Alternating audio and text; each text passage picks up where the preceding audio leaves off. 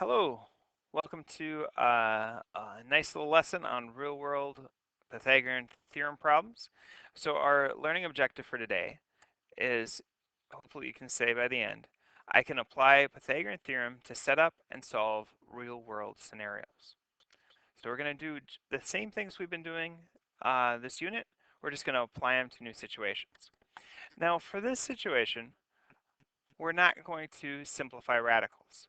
So you might ask, when should I simplify radicals and when should I round decimals? Here's the rule on the test. Any non-real world problem, we're going to want you to simplify the radical. If it's a real world problem, you can round it to the nearest decimal. Or it might say round to 2 decimals or 3 decimals. Now, uh, also if they use the word exact answer. So if I have the square root of 3, that's an exact answer.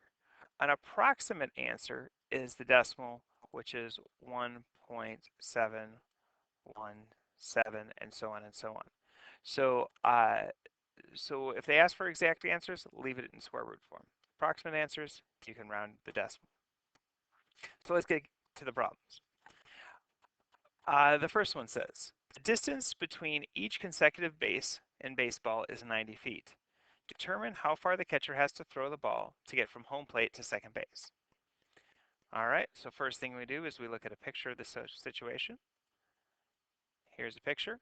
Now, one thing that we have to assume is that this is a 90-degree angle. So since that's a 90-degree angle, if the catcher's down here and they're going to throw to second base, we can draw a line like that, and we have 90 and 90. So now what we have to do is we're just going to do Pythagorean theorem. 90 squared plus 90 squared equals c squared.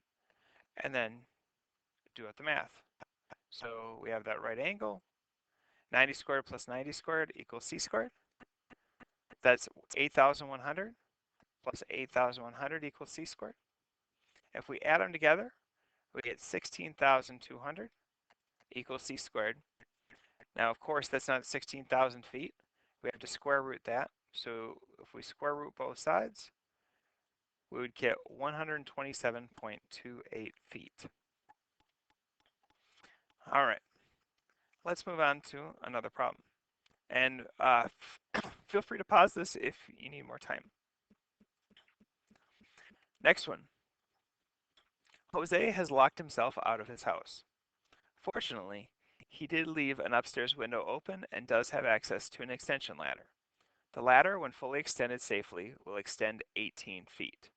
For optimal safety reasons, he wants to put the base of the ladder 8 or 9 feet from the house. How high up on the house will the ladder reach? If the open window is 12 feet from the ground, will he be able to get back into the house? Well, here's a situation. We know the ladder is 18 feet, so I'll put an 18 feet here. This bottom, it wants to be 9 feet from the base of the house. And now we need to find this height. So we'll assume that the ground meets the house at 90 degrees, and then we can use Pythagorean theorem. So I'm going to take this triangle, pull it over here. My 18 feet is my hypotenuse. We have 9 feet from the house, and then we want to find this height.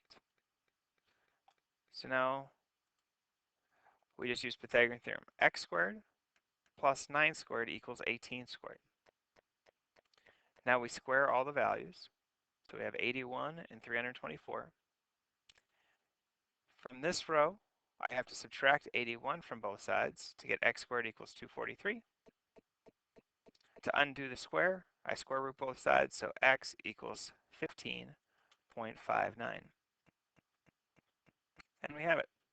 Now, the next question is if an open window is 12 feet from the ground, will he be able to get in? The answer is yes. This will reach up 15.5 feet. So we should be good. All right, last problem.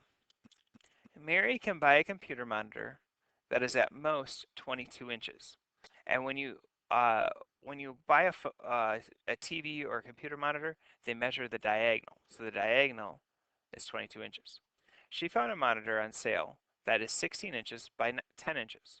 Will it fit in her cabinet? So first thing we do is draw it. If I have 16 and 10, I want to see if how this relates to the 21.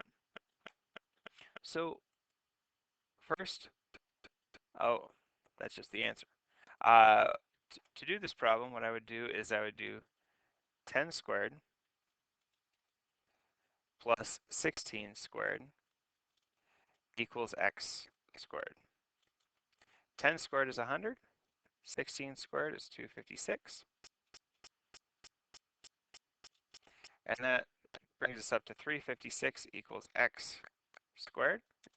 Now I grab a calculator, and now I take the square root of 356, and I get 18.867, or 18.87 equals x. So that's this distance. So if she can buy one that's at most 22, that's less than 22, so this one will fit in her cabinet. All right, hopefully that made sense. And if you need more time, again, pause it. And now you can do the homework on finishing up the problems that are on this section. All right, good luck.